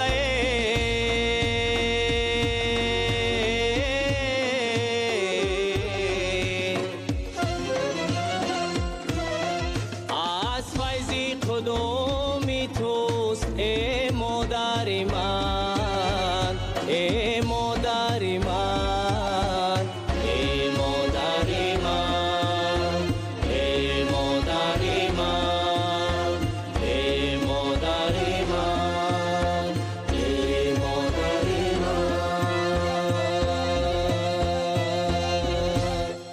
маҷмӯаи дуои модар дар даромадгоҳи шаҳри кӯлоб дар масоҳати наздик ба 1 гектар бунёд шуда ба макони зебову назаррабо ва ҷойи қабул ва гусели меҳмонон табдил дода шудааст. در مرکز مجمع مجسمه مادر در شکل بالای کت دست به دعا برداشته ساخته شده است. در فرهنگ مردم تاجیک دعای مادر رمز حفظ و امانی، سبزیش و پیشرفت و کامیابی و موفقیت ها دانسته می شود. پس منظر مجسمه را اثر بدیعی مونومنتالی در وصف مادر زیب می دهد. این اثر از 6 قسم عبارت است و هر یکی آنها زحمت و تلاش های شبانه روزی مادر بهر تربیت و به کمال رسانیدن فرزند را انعکاس می کنند. همزمان در این اثر رسم و آیین، روزگار و پیکار مردم تاجیک تجسم یافته است. مجسمه دعای مادر و اثر بدیعی مونومنتالی در وصف مادر از جانب هیکل‌تراشان محلی که اعضای اتفاق رسامان تاجیکستان میباشند بنیاد یافته است. پیشوای ملت محترم امامعلی رحمان پیوسته در سخنرانی‌های خود زحمت و بزرگی مادر را وصف کرده در ستایش مادر فرموده‌اند: زن مادر ابتدای هستی بشریت، مبدأ مهر و وفا و رمز محبت و صداقت میباشد. لایحه انشاءات از جانب کارخانه واحد دولتی لایحه‌کش شهر کلاب تهیه شده است. فرمایشگر انشاءات اداره ساختمان اساسی مقامات اجرایی حکومت دولتی شهر کلاب بوده، پودرچی جمعیت دارای مسئولیت محدود پرگار میباشد. در دایره این انشاءات همچنین دروازه شهر کلاب از نوسازی گردید. در حدود مجمع فواره‌ها ساخته شده، چراغ‌های زمانوی نصب گردیده است. اطراف مجسمه مادر با گل و بوته‌ها و درختان آرایشی سبزکاری شده، راهروها سفالک‌پوش گردیدند. پیشوای ملت محترم امامعلی رحمان ساختمان مجمع دعای مادر را در درآمدگاه شهر اقدام خوب و شایسته تحسین خوانده، به تمام دستندکاران اظهار سپاس و منتداری نمودند.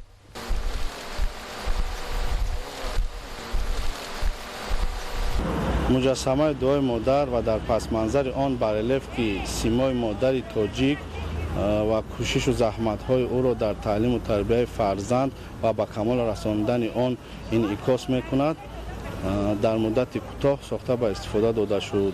در بنیاد این مجسمه هیکل‌تراشان و رسامان محلی عضو اتفاق رسامان تاجیکستان سهم گذاشتند. این میدان نوبنیاد با مجسمه مادر با حسن شهر باز هم زیبایی ظاهر میکند. همچون یک ایجادکار افتخار از آن میکنم که چنین مسئولیت بلند رو و من سپارش دادم و من کوشش کردم که از عهده این کار با خوبی برایم. در خفا پرده آن یک منظره کلان اجرا کرده شده است که از 6 قسم عبارت است، ولو 7 قسم این خودی مجسمه می باشد. این 6 قسم 6 مرحله حیات زندگی خودی مادر را نشون میدهد، تلاش‌های او را در زندگی و با کمال رساندن فرزند را افاده میکند. در و دیوار جهان خود در و دیوار زن است، کاری دنیا همه در پیروی کاری زن است. من امروز از نام تمام زنان و بانوان ولایت خرطوم عرض سپاس و منتداری خود را به اساسگذار صلح و وحدت ملی پیشوای ملت پرزیدنت محترم ما امامعلی رحمان میرسانم، چون روز از روز دیده ایستاده ایم که نقش و مقام زن خیلی بالا رفته ایستاده است و امروز گذاشتن مجسمه مادر در درآمدگاه شهر کلاب این خود نشانه آن است که توجه به زنان و بانوان به مادران بخصوص خیلی زیاد بوده. این رمز احترام و ارجگذاری به مادر به بانوی تاجیک است و امروز گفتنی هستم که مادر زن این رمز زیبایی، رمز سرجمی، رمز وحدت، رمز یگانگی و رمزی با هم آمدن است، چون مادر از ازل تربیتگر و استاد فرزندان است و اولین استاد همه کس این مادر است. برای بزرگی مادر ما هر لحظه احساس میکنیم و احسن میگوییم به مادرانی که هم رسالت مادری خود را در عائله اجرا میکنند و هم ببینید که در همه جبهه های خواجگی خلق کشور امروز زنان و مادران فعالیتی با ثمر دارند. باعث سرفرازی و خوشنودی ما ساکنان شهر کلاب است که در درآمدگاه شهر کلاب مجسمه دست دعای مادر قامت افراخته است. این شهادت از آن می دهد که انسان به دعای مادر هیچ است. محض دعای مادر است که انسان به قله های مراد می رسد. صد جان و دل فدای یک مدعای مادر. فتح و کشایش آرد دست دعای مادر. ما مادرها خرسند هستیم که هر کسی به شهر کلوب میاد، از شهر کلوب به دیگه جا سفر میکنن، دست دعای مادر بزرگ میبینن، یاد مادر میکنن. جناب عالی همه تاجیکستان بهشت روی دنیا کرده است. ما مادرها دعا گوییم که در بهشت کدگیش یک عمر حکمران باشه. اساسگزار صلح و وحدت ملی پیشوای ملت پرزیدنت جمهوری تاجیکستان محترم امومعلی رحمان در شهر کلوب با سابقه‌داران و فعالان و اهل جماعتچیگی شهر ملاقات و صحبت صمیمی دایر نمودند. با در نظر داشت اوضاع امروزه جامعه بین المللی تاکید گردید که با استفاده از شرایط و اقلیم موافق شهر ساکنان باید همه ساله در تامین امنیت عضوقواری سهمگذار باشند.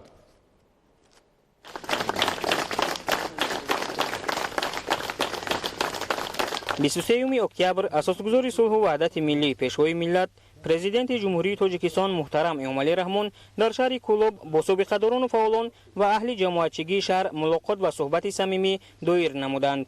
در آغاز ملاقات سرور دولت محترم امومعلی رحمان به اقدام و تشبس‌های ساکنان شهر کلوب برای دستگیری از سیاست سازنده رهبریت عالی حکومت مملکت بهای بلند دادند.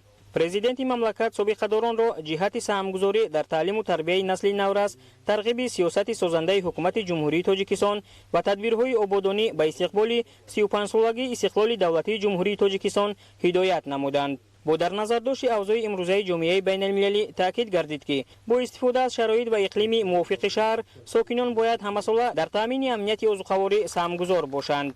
پیشوای ملت محترم امومعلی رحمان همزمان با یادآوری از نشاندادهای پیام پرزیدنت جمهوری تاجیکستان به مجلس عالی قانون جمهوری تاجیکستان درباره مسئولیت پدر و مادر در تعلیم و تربیت فرزند ساکنان را جهت تربیت فرزندان در روحیه و تندرستی و خویشتن‌شناسی و کسب و هنردوستی هدایت نمودند. رعایت طلبات قانون جمهوری تاجیکستان درباره تنظیم عنعنه و جشن و مراسم در جمهوری تاجیکستان عاملی مهم در سمت پیشگیری از اسرافکاری و خرج بیهوده معنی داد کرده شد.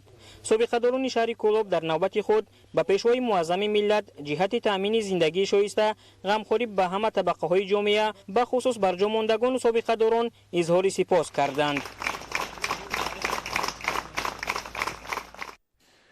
در ادامه سفر کاری در شهر کلوب اساسگزار صلح و وحدت ملی پیشوای ملت پرزیدنت جمهوری تاجیکستان محترم امومعلی رحمان مرحله اول فابریکه پرنده پروری مرغ گوشتی جمعیت دارای مسئولیت محدود سویبا 2014 را مورد بهره برداری قرار دادند. در کارگاه پرنده پروری سویبا 2014 پرورش چوجه‌های نوع برایلر راه اندازی شده. موافق بهاگذاری متخصصان این نوع مرغ برای استحصال گوشت خوشصفت پرهیزی موافق می باشد. گزارش منوچهر توکلشو.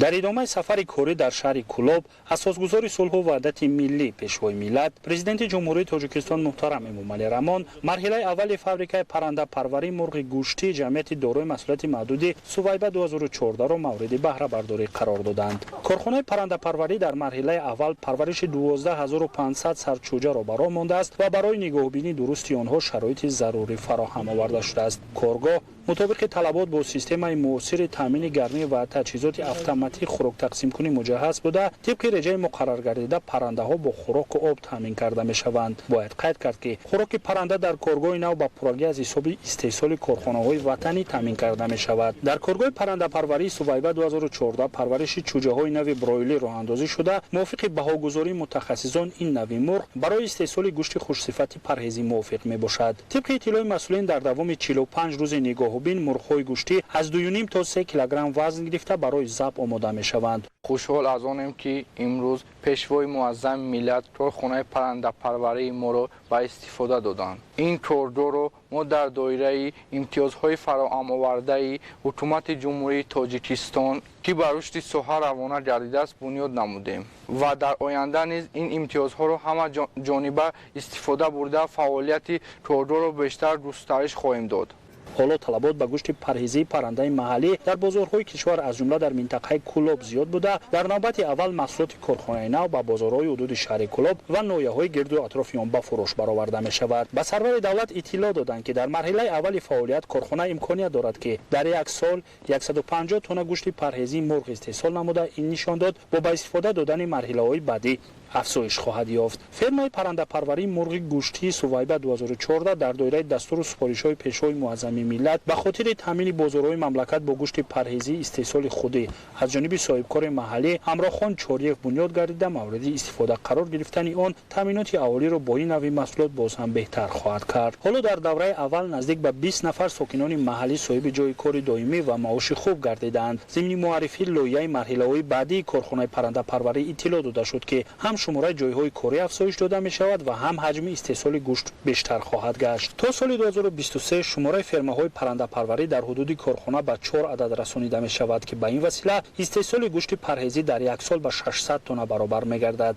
به این وسیله سرشمار چوجه در کارخانه سویبه 2014 تا 50,000 سر رسانیده می شود. این زمان کارهای ساختمانی در بنای ضبطخانه و یخدان نگهداری محصولات تیار انجام یافته. وصل و نصب دستگاه‌های کاری که از شرکت‌های معروف خارجی خریداری گردیدند با مرام ادامه دارد. در صحن انشاءات نو نمایش محصولات بخش پرنده پروری شهر کلوب دایر کرده شد که از رشد با مرام سوهای مذکور در شهر گواهی می‌دهد. در اینجا گوشت پرنده، تخم، محصولاتی از گوشت پرهیزی مرغ آماده گردیده و نمونه دستگاه و تجهیزاتی که در کارخانه‌های پرنده پروری نصب گردیدند به نمایش گذاشته شد. تاکید گردید که در حدود شهر کلوب با افتتاح کارخانه سویبه 2014 شماره کارخانه‌های پرنده پروری به 7 عدد رسانیده شد که همه آن در دایره دستگیری‌های حکومت جمهوری تاجیکستان در دوران صاحب استقلالی بنیاد و به استفاده داده شدند. در جمهوری زیادتر از 11 میلیون سرشمار پرنده امروز پرورش یافته است و از اینها ما در 9 ماه سال جاری 910 میلیون تخم استحصال کردیم و 33,000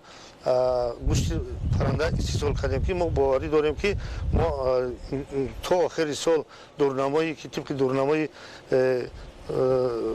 نقشه و چهاره‌بینی دورنمای وزارت کشاورزی ما استحصال تخم رو با 1 میلیارد 200 و استحصال گوشت رو تا 50,000 تن میرسانیم. اکثر کارخانه‌های پرنده پروری شهر تعینات استحصال گوشت پرهیزی دارند. به همین وسیله استحصال تخم مرغ نیز در شهر هم مسئله زیاد می‌گردد. در 9 ماه سال جاری در کارخانه‌های پرنده پروری شهر کلوب 10 میلیون و 663 هزار دانه تخم استحصال شده است که این نشان داد نسبت به همین دوره سال گذشته 4 میلیون و 285 هزار دانه بیشتر میباشد. ضمن بازی سرور دولت محترم امامعلی رحمان مسئولین را دستور دادند که به همین شکل مسئولان نشان دهنده‌های استحصالی را افزایش داده برای تامین پورای بازارهای داخلی با محصولات خودی چاره‌اندیشی نمایند. در این برابر از امتیازهایی که حکومت جمهوری تاجیکستان جهت رشد ساحه پرنده پروری پیش بینی کرده است ثمرناک استفاده برده تعداد کارخانه‌های پرنده پروری را در شهر کلوب و دیگر ناحیه‌های ولایت ختلان زیادتر نمایند.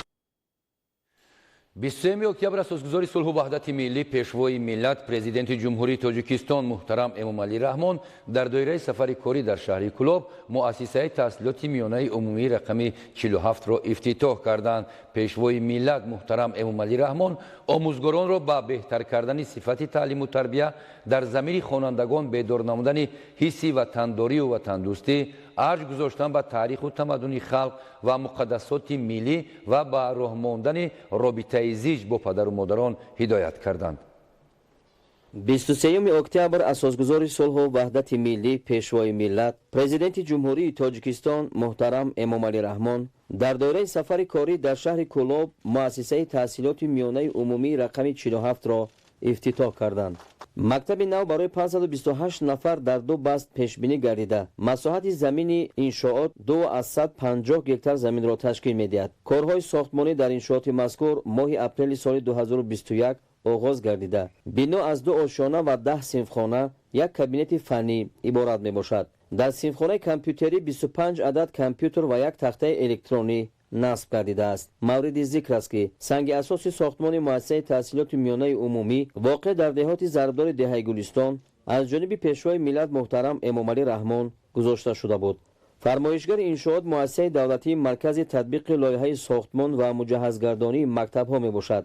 дар рафти корҳои сохтмонӣ 50 нафар бо кори муваққатӣ таъмин шуданд. мактаб дорои декхона барои дар фасли сармо бо гармӣ таъмин кардани синфхонаҳо, ҳафзи нигоҳдории об бар зидди сӯхтор дар ҳаҷми 50 метри мукааб, амбор барои нигоҳдории сӯзишворӣ, зеристгоҳи барқӣ, ҳамзамон майдонча барои бозии футбол, баскетбол ва волейбол аст. ба пешвои миллат муҳтарам Эмомалӣ Раҳмон иттилоъ дода шуд, ки муассисаи таълимии мазкур дар доираи иқдомҳои созанда ва пуштибонӣ аз сиёсати бунёдкоронаи президенти мамлакат муҳтарам Эмомалӣ Раҳмон мувофиқ ба талаботи замони муосир бунёд карда шудааст. зимни шиносоии сарвари давлат аз шароити муассисаи мазкур ба корҳои сохтмонӣ баҳои баланд доданд. акнун баъди ба истифода додани бинои муассисаи таълимии рақами 47 дар деҳоти зарбдори шаҳри Кӯлоб мушкилоти ҷои нишаст бартараф гардид.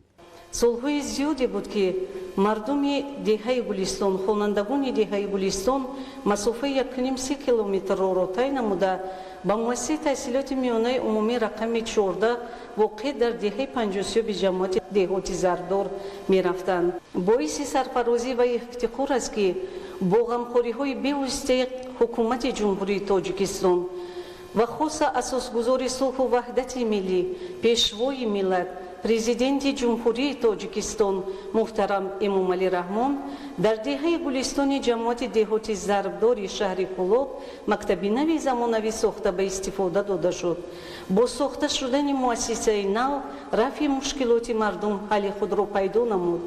мо аҳли омӯзгорон ваъда медиҳем, кӯшиш менамоем ки хонандагонро дар рӯяи ватандӯстӣ, хештаншиносӣ, арч гузоштан ва пост доштани мероси ниёгонамон тарбия намуда, хонандагонро ба озмунҳои ҷумҳуриявӣ, фуруғи субҳи доноӣ ва илм фуруғи маърифат тайёр намоем. пешвои миллат муҳтарам Эмомалӣ Раҳмон омӯзгоронро ба беҳтар кардани сифати таълиму тарбия дар замири хонандагон бедор намудани ҳисси ватандориву ватандӯстӣ, арч гузоштан ба таъриху тамаддуни халқ ва муқаддасоти миллӣ ва ба роҳ мондани робитаи зич бо падару модарон ҳидоят карданд. устодон ба ғамхориҳои беназири сарвари маорифпарвари мамлакат изҳори миннатдорӣ намуда изҳор доштанд, ки бо фароҳам гардидани чунин шароити муосир дар таълиму тарбияи хонандагон дар рӯҳияи ватандӯстиву хештаншиносӣ саҳми бештар хоҳанд гузошт. ман соли 2016 муассисаро бо баҳои аъло ба итмом расонда тибқи квотаи президентии ҷумҳурии Тоҷикистон ба донишгоҳи давлатии Кӯлоб ба номи Абу Абдуллои Рӯдакӣ дар факултети забон ва адабиёти рус дохил шуда онро сарбаландона соли 2020 ба итмом расондам ва соли 2020 то ин ҷониб омӯзгори фанни забони русӣ шуда кор мекунам.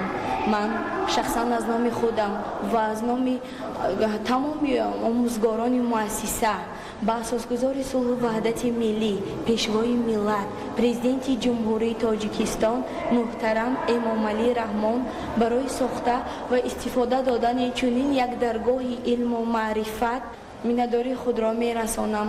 пас аз ифтитоҳи бинои нави мактаб ва суҳбат бо омӯзгорон, сарвари давлат муҳтарам Эмомалӣ Раҳмон дар саҳни ҳавлии муассисаи таълимӣ баъди шиносоии болоиҳаи бунёди иншооти нави таълимӣ дар қитъаи замини муассисаи мазкур дар бинои нави мактаб барои 1240 ҷой дар 2 баст ошхона, толори варзиш, маҷлисгоҳ ва дигар иншоотҳои ёрирасон оғоз бахшиданд. бинои нави таълимӣ аз 26 синфхона, синфхонаҳои фанҳои дақиқ, толори варзиш бо 100 ҷойи нишасту таҷҳизоти зарурӣ, ошхона бо 60 ҷой, китобхона бо қироатхона бо 20 ҷой, лаборатория бо тамоми таҷҳизот ва дигар ҳуҷраҳои ёрирасон иборат хоҳад буд. мавриди зикри хос аст, ки бо шарофати соҳибистиқлолӣ, ваҳдати комили сартосарӣ ва талошҳоу ташаббусҳои пешвои миллат муҳтарам Эмомалӣ Раҳмон соҳаи маориф рушд карда ба яке аз самтҳои афзалиятнок ва пешбарандаи ҷомеа табдил ёфтааст.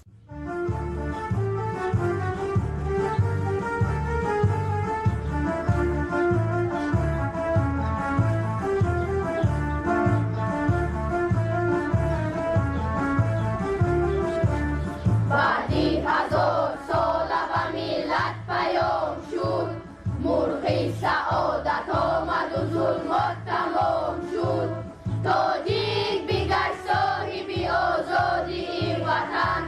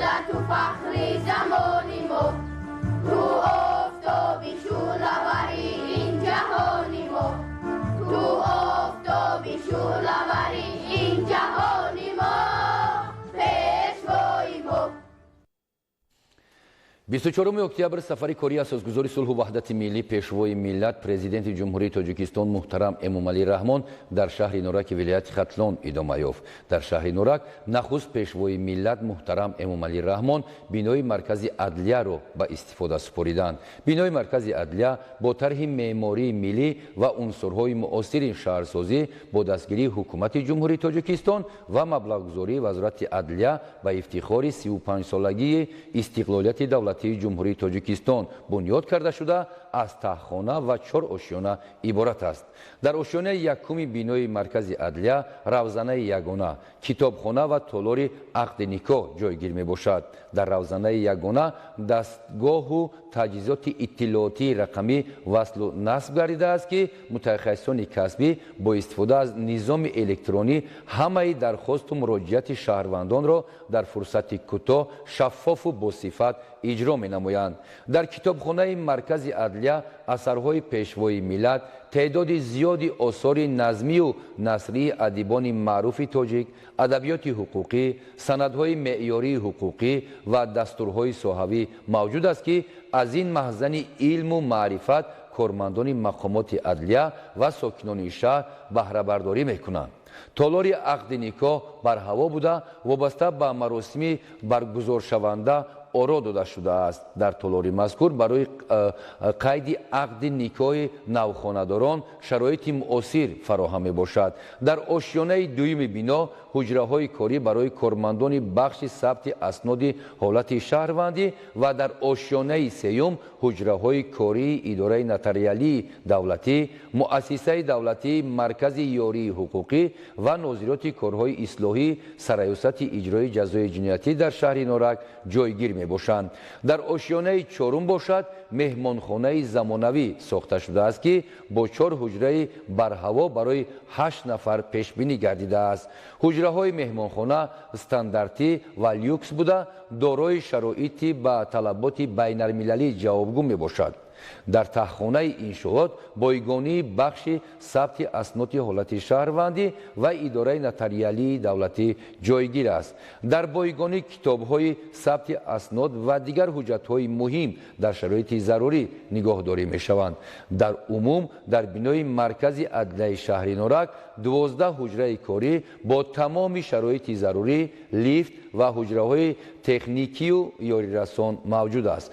аснои шиносоӣ бо имкониятҳои фароҳам гардида дар бинои мазкур пешвои миллат муҳтарам эмомалӣ раҳмон аз иҷрои корҳои сохтмонӣ изҳори қаноатмандӣ намуда таъкид карданд ки бо истифода аз шароити арзандаи корӣ кормандону мутахассисони мақомоти адлия бояд дар самти амалисозии босамари стратегияву барномаҳои давлатӣ, хизматрасониҳои саривақтиву босифат ба аҳолӣ, баландбардоштани маърифати ҳуқуқии шаҳрвандон ва тарғибу ташвиқи одобу маърифати оиладорӣ аз ҳарвақта дида бештар фаъолият намоянд. иншооти хуштарҳи навбунёд ҳамчун тӯҳфаи арзишманди ҳукумати ҷумҳурии тоҷикистон барои кормандони мақомоти адлия дар шаҳри норак ба ҳисоб меравад. бинандаҳои азизу гиромӣ, ин буд нашри навбатии барномаи иттилооти ахбор. хотиррасон мешавем ки сафари кории асосгузори сулҳу ваҳдати миллӣ пешвои миллат президенти ҷумҳурии тоҷикистон муҳтарам эмомалӣ раҳмон ин лаҳзаҳо дар шаҳри нораки вилояти хатлон идома дорад ва аз ҷараёни ин сафар ба таври муфассал мо шуморо дар нашрҳои минбаъдаи барномаҳои ахбор ошно месозем. саломат бошед.